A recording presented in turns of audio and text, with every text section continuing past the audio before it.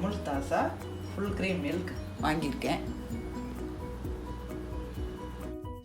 பாலை துவைக்கிறதுக்கு ஹிண்டாலிய பாத்திரம் நான் எடுத்துகிட்டு இருக்கேன். இதில் பாலை விட்டுடுறேன். ஸ்டவ்வை ஆன் பண்ணோம். எவர் சில்வரை விட ஹிண்டாலிய பாத்திரத்தில் தயிர் துவைச்சா சீக்கிரமாக தயிர் துவைஞ்சிரும். இப்போ காலம்பரை 8 மணிக்கு பாலை காய்ச்சிருக்கேன். மத்தியானம் 11:30க்கு தயிர் துவைஞ்சிரும். 3 ஹவர்ஸில் துவைஞ்சிடும் தயிர். இந்த அமுல் ஃபுல் க்ரீம் மில்க்கு கெட்டியாக தயிர் துவைஞ்சிரும். நல்லா திக்காக அப்படியே சில்லாக தயிர் எடுக்கலாம்.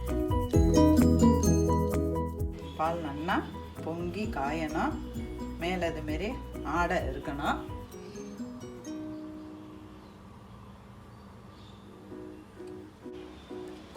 என் பொண்ணோட ஃப்ரெண்ட்ஸ் எல்லாம் கேட்பா, வீட்டில் தயிர் கெட்டியாகவே துவையாத ஆண்டி, தயிர் அதனால் கடையில் போய் வாங்கிட்டு வரேன்.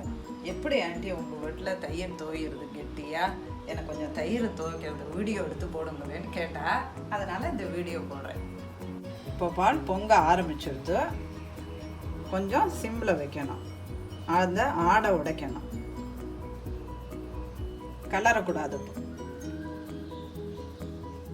எதுக்கு சிம்மில் வைக்கிறோன்னா, அதில் உள்ள தண்ணி ஃபுல்லாக எவாப்ரேட் ஆகிறதுக்காக சிம்மில் வைக்கிறோம். இப்போ ஆஃப் பண்ணிடு.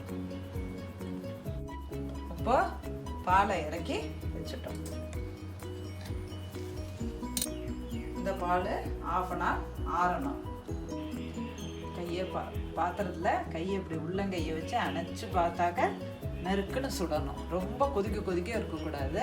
இப்படி நம்ம வச்சு பார்த்தோன்னா நறுக்குன்னு சுட்டோன்னா இந்த தயிரை 1½ ஸ்பூன் எடுத்து இதில் ஊற்றி ஒரு கலரணும். இப்படி ஆடையை தள்ளிவிட்டு இப்படி ஊற்றிட்டு இப்படியே சுற்றி வர ஒரு கலரணும். இது போய் 20 நிமிஷம் எடுத்துட்டு இருக்கு ஆறுறதுக்கு. இப்படி தான் மூடணும். இப்படி மூடினாக்கா பால் இதில் இடிக்கக்கூடாது. இடித்தா தயிர் தோயாது. இப்படி கவுத்து இப்படி மூடி வைக்கணும். இங்கே பள்ளி தொல்லை இல்லை, அதனால திறந்தே வச்சுட்டேன் பால் ஆறுறதுக்கு. வீட்டில் பள்ளி தொல்லை இருந்ததுன்னாக்க ஒரு கரண்டி இப்படி தோசை திருப்பி இப்படி வச்சுட்டு இப்படி மூடி வைக்கணும். இந்த காற்று வழியாக ஆறி போயிடும்.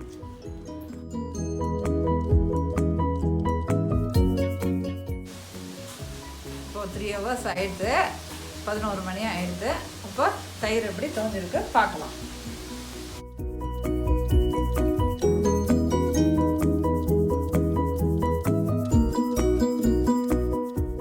திக்காக தோஞ்சிருக்கு. தயிர் எப்படி இருக்கு பார்க்கலாம்.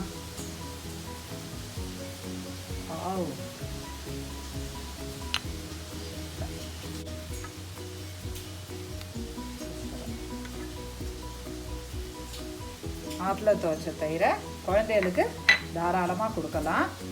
இந்த தயிரால் சாண்ட்விச் பண்ணலாம், கர்ட் ரைஸ் பண்ணலாம், மோர் குழம்பு பண்ணலாம், அவியல் பண்ணலாம், மோர் கொழு பண்ணலாம், தயிர் பச்சடி பண்ணலாம், தயிர் வடை பண்ணலாம்.